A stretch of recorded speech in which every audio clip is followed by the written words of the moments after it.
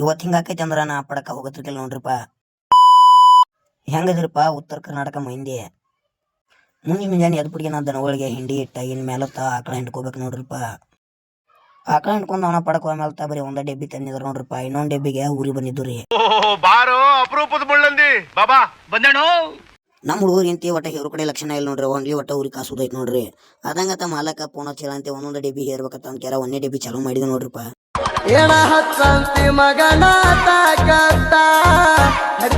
ನಮ್ ದೋಸ್ತ ಹಾವ ಹಿಡ್ಯಾಕತ್ ಹೋದ್ರಿ. ಹಾವು ಸಿಗ್ಲಿಲ್ಲ ಅದ್ ಹಿಂದ್ ಬಿಟ್ಟೋಗೈತ್ ನೋಡ್ರಿಪ್ಪ.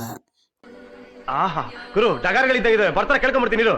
ಆ ಡೆಬ್ಬಿನೂ ದವಾಖಾನಿಂದ ಬಂದ್ ಮೇಲ್ತ ಅದಕ್ಕೆ ಗುಳಿಗೆ ಕೊಟ್ಟ ನಂಬಿಸಿ ಹೇರ್ಬಿಟ್ಟು ನೋಡ್ರಿ ಅದೊಂದು ಡೆಬ್ಬಿನೂ.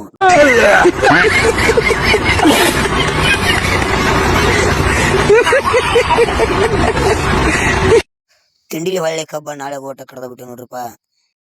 ಸಾಯಂಕಾಲ ಮತ್ತೆ ಅರ್ಪಣೆ ಮೇವ್ ಮಾಡ್ಕೊಂಡ್ ಮನೆ ಕಡೆ ಹೋಗ್ಬಿಟ್ಟು ನೋಡ್ರಿಪ್ಪ.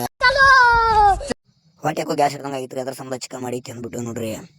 ಇವತ್ತಿನ ಲಾಗ್ ಇಲ್ಲಿ ಎಂಡ್ ಆಗಿರತ್ರಿ. ಮುಂದಿನ ಲಾಗ್ದ ಮತ್ತೆ ಭೇಟಿ ಆಗೋಣ. Thank you.